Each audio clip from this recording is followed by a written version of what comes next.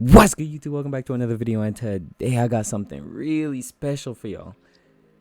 I got some defensive tips that comp players will not tell y'all. So y'all see what we playing: an Elite 1 and a Superstar 2. Perfect gameplay for what I'm about to show y'all. So I have 3 gameplays for y'all and 3 tips. In each gameplay, I'm gonna explain the tips that I'm about to, you know what I'm saying? All right, so let's hop right into the video. But really quick, just drop a like down below and comment your favorite build. You feel me? I wanna see what everybody's go-to is. So with that being said, let's get into the first tip: playing with angles. Now for this, I chose the 2s because on the 2s it's literally all about angles, like trying to get the right angle to blow by, trying to get the right angle so you can shoot, just trying to be able to beat your defender the most efficient way possible. Now you see here, I played a decent angle to the hoop, cutting off him being able to blow by me, and that's important. Now he does the same thing here, but he was trying to get me to contact him instead of trying to give me the contact, if that makes sense. So in this very next play, I'm sizing him up, trying to see, and I noticed he's slipping and sliding on defense, which means he's not really holding the buttons right. So I noticed he plunged in and then he kind of reached, so I was able to slide by him and get the easy hop step layup. That was more of a 50-50 play, so he gambled that and he lost the gamble. So playing with angles is just trying to get your player to stay at a good positioning so the defender can't blow by you. Now right here, he had a perfect positioning. I took a bad layup, and I'm pretty sure all of us on the court right now have high defensive stats, at least decently high. I'm on my 2-way slasher. My friend is on his facilitator, and I forgot what their bills are, but they have decent defense, okay? Now right here, look at the clip. My friend sold me with the screen. Oh, that's not the point though. The point of this video is defense. Now you see him jumping. Now that was a good angle, but it also was the fact that he jumped, so his contest didn't really matter since I had him beat to the hoop. So for this first tip, you really need to remember that as soon as you're on defense, that angles are against you, and you have to kind of predict what they're not predict but anticipate, not over anticipate, but you have to be ready. You kind of have to wait for them to move before you move, but give yourself enough space to be able to play defense, but at the same time not give up a free bucket.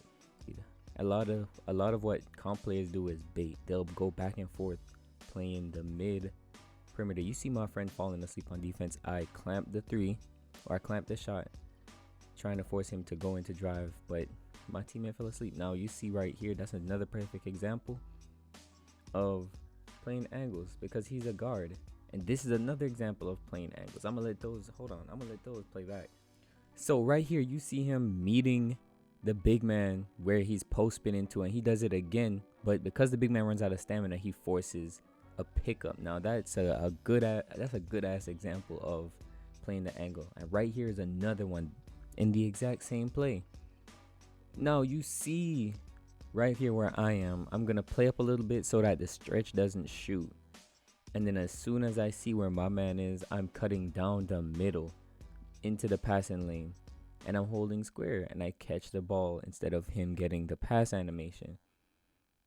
So yeah, angles is all about your IQ at the end of the day. Is what you can see without the ball actually being where it is. You know what I'm saying? Being able to see it before it happens. Next tip: moving the right way. Now what I mean by that is there's 3 ways to move on defense. You have holding L2, which is going to make you shuffle. You have the L2 plus R2, which makes you quick shuffle. And then you have just R2, which makes you chase. Now a lot of people don't know how to use these in different situations. So you see this very first play, he gets clamped. Now I specifically chose this gameplay because both of us are lockdowns, and I can show y'all examples, good and bad examples from the both of us. So you see from the very first play right here, I'm shuffling, and how you can tell I'm shuffling is the little white light under my feet. I'm shuffling, that way I stay in front of him. I'm not trying to move too much. And when I have contact, I let go of L2 and I stop moving and I just keep my hands up. A lot of people, even when they shuffle, they keep holding their left stick to keep moving, and that's how you slide off your player. Now, another function of L2 is you can use it to knock people off their dribble if they're tired enough, like this play that you just saw. So you see me right here, I start shuffling into the ball hand, and he bumps into me. I let go of L2 and I tap square and I get my clamps badge to pop up. Now, you don't have to pop, you don't have to pop. You don't have to tap square, but you can get them to bump into you and you can knock them off the dribble if you hold it by tapping L2 at the right time. You can hold it, but if they're forcing themselves into you, if you tap it at the right time, you can force a pickup.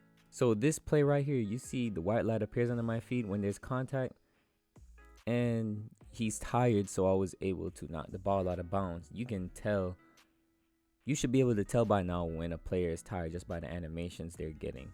Their animations get slowed and sloppy and you can steal the ball. Now right here, I overplayed the angle. Just like in the first step I was telling you, I overcompensated because he got the quick first step off on me. Now from right here, what I should have done was follow the line all the way down and I would have been able to cut him off. But I overplayed it, tried to meet him, that's the mistake a lot of people make, trying to meet the player instead of trying to cut off the drive. It's always better to try to cut off the drive instead of trying to meet the player and forcing a contact, because if you try to force a contact at that angle, they're going to get a contact lip and lay the ball in every time. Now this very next play right here, just what I was talking about, I tried to cut him off and he got a layup animation past me, but Intimidator made him miss because he didn't try to time his layup. That's another thing. Timing is important. If somebody doesn't time their layups, you can easily make them miss just by standing there. But that's only if your Intimidator is high enough. So right here, I got him to jump, and that's his mistake. He's being a little jumpy on defense. That's another thing a lot of people do. A lot of people jump too much. And what they don't know is the game has a heavy assist, especially on defense. And what I've been learning is if I chase somebody down, if I'm in a position to get the block, sometimes the game will put me in a motion to already get the block, and then I'll force myself out of it because I'm trying to spam triangle. So now what I do is I wait for the animation to trigger and I wait to see if my player's going to jump or not before I press triangle. And you see me run out of bounds right here, but it's okay because I just wanted to play some more defense for the video, you feel me? He has me beat, but he takes a fade. I was lacking on defense, but it turned out in my favor, you know what I'm saying? Now right here, he's playing me on the side, but he stops because he wants to beat the drive. You saw him chasing down, trying to beat me to the hoop before I can decide if I want to drive or if I want to shoot. So he tried to bait me, basically. Now you see me right here cutting off his drive to the basket. I want y'all to pay close attention here. Now right here, I'm holding L2 right here, and he gets a fumble. Now I'm shuffling. I let go of L2 to bump him. Then I hold L2 again to force a bad layup. And then I box him out. Then I get the board, okay? So one thing you need to remember is defense is not about like, you don't want to be a jittery person. To be a good defender, you have to be patient. And you also can't be somebody who's fidgety or loves to spam. You know what I'm saying? You have to be patient. Now you see him taking a charge. Oh my, but it's okay because I love to play defense anyway. You know what I'm saying? So yeah, so now I'm here being patient. Now, one thing you should notice, if you don't notice anything else, is how I limit unnecessary movements on defense. Now, this is something a lot of comp players either do or don't do. You have comp players who limit their movements on defense and they'll cut you off without having to move too much. And then you have the comp players who, I don't know, I guess they got unlimited stamina because they move around all over the court on defense. Now you see me getting a chase down here. Now I'm not going to sit here and say I know how to get a chase down every time, but you see him ripping me in takeover, Playmaking takeover, by the way. We're not going to talk about it. Regardless, I start chasing him down. This is when you hold R2. And as soon as I see him about to start his animation to jump, I jump with him and I get a block. Now, if you're tall enough, you can get a snatch block. I want to say if you hold triangle, you'll get a snatch block. It's better chance to get a snatch block if you hold triangle. But I'm not going to release all my secrets. You see me here with a fadeaway green. Two-way slasher, by the way. But yeah, that's how you move the right way on defense. Now let's get into the third and final tip. I'm going to try to make it as quick as possible. Forcing a pickup. For this last tip, you see me on a young two-way slasher 93 overall. Crazy, and guess what we're going up against? An interior force, basically a post scorer 99 overall on a 20 game streak, just to show y'all what is at stake. So basically, I'm a guard. So what he's going to do is he's going to abuse his size and his post scoring all game. So what I have to do is I have to force a pickup. Now this play, this very next play, I'm going to force him to pick up the ball after he abuses me with this hop step right here. This play right here. Now I do a quick shuffle to get in front of him and I bump him. And because his ball handle is low, he loses the ball. Now you see right here, look at this. I stay in front of him and he tries to pump fake, but I steal the ball. He runs out and I cut him off on his way to the hoop, forcing a pickup. Post scores are the easiest. Look at this. Oh, 2K, that's some cheese. Post scores are the easiest builds to force a pickup because their ball handle is usually low. And right here, I want to explain this. You see how I was able to stay in front of him this whole play? Now look at this. Now right here, I'm holding L2 and he spins off me.